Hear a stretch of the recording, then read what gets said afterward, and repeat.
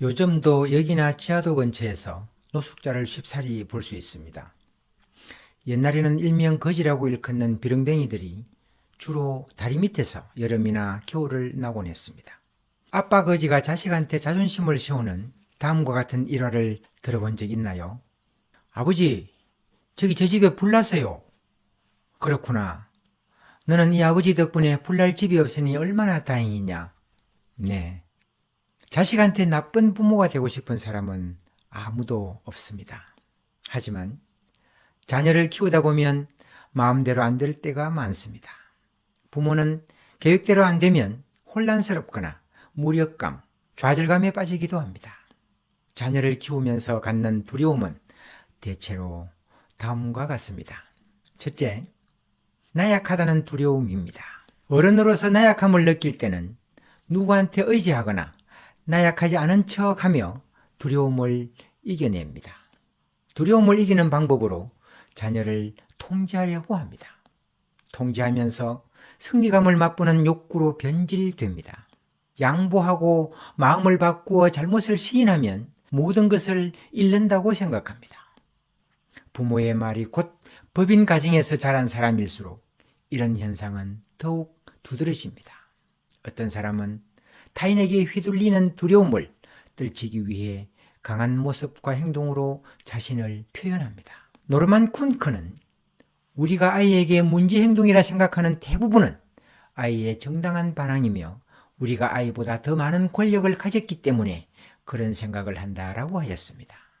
연구 결과에 의하면 학대하는 부모는 자신을 아이의 악의적인 행동의 피해자라고 생각하는 경향이 강하다고 합니다. 학대하지 않는 부모들도 통제력을 잃을까봐 두려워하는 건 마찬가지라고 합니다. 둘째, 평가받는다는 두려움입니다. 두려움이 적은 부모조차도 때론 누군가 어딘가에서 수군될지도 모른다는 생각으로 불안해한다는 거지요. 이웃이나 모르는 사람이 내 아이에게 뭔가를 건네줄 때 습관처럼 고맙습니다 해야지라고 말합니다. 이 말의 의미는 부모가 아이를 예의 바르게 키우고 있다는 것을 전달하고픈 것입니다. 대체로 적게 통제하는 부모보다 많이 통제하는 부모를, 호기심이 많은 아이보다 행실 바른 아이를 더 좋아하는 것이 불편한 진실입니다.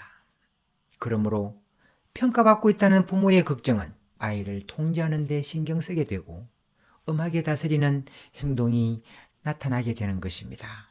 셋째, 안전에 대한 두려움입니다. 어떤 부모는 통제하지 않으면 끔찍한 일이 일어난다는 걱정 때문에 지나치게 간섭하고 이를 합리화합니다. 심할 경우 뭔가를 망가뜨릴까봐 걱정하면서 통제하기도 합니다. 미국의 어느 야구 선수는 어릴 때 뜰에서 아버지와 야구 연습을 하고 있는데 엄마가 쳐다보면서 잔디를 다 망가뜨린다고 야단을 쳤다고 합니다. 그때 아빠는 엄마에게 여보, 우리는 지금 아이를 키우는 거지 잔디를 키우는 것이 아니지 않소? 라고 했다고 합니다. 자칫 지나친 두려움 때문에 아이와의 관계뿐 아니라 자신감에도 상처를 줄 수도 있습니다. 넷째, 응석바지로 키운다는 두려움입니다. 어린 아이에게 화장실 사용법을 빨리 가르치려 하고 기어다니는 아이에게 빨리 걸음마를 가르치고 혼자 계단을 오르라고 안달하는 부모도 있습니다. 빠르면 빠를수록 좋다는 생각은 곧 아이를 응석바지로 키워서는 안 되겠다는 믿음에서 나온 겁니다. 아마도 이런 부모가 정작 아이가 중학생이 되어도 기어다니고 턱받이를 할 거라고 생각하지는 않을 것입니다. 혹여 이런 부모가 중학생이 된 아이에게 어서 빨리 화장하고 어른처럼 파티장에 참석하고 성에 대해서 적극적으로 배우게 하고 자동차 면허증을 따야 한다고 서두를까요? 다섯째, 방임에 대한 두려움입니다. 방임의 불안감을 느끼는 부모는 이를 극복하는 방법으로 엄격한 규율과 한계를 정하고 때론 복종을 강요하며 체벌도 일삼는다는 것입니다. 애정을 너무 쏟으면 버릇이 없어진다고 믿고 아이에게 협력적이지 않는 부모도 있습니다. 그러나 훌륭한 부모는 아이가 하는 행동이나 생각에 충분히 공감하고 때론 난처한 질문도 기꺼이 받아들입니다.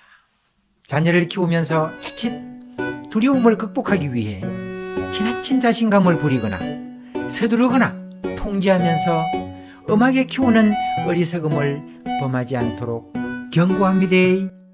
다음 주에 뵙겠습니다.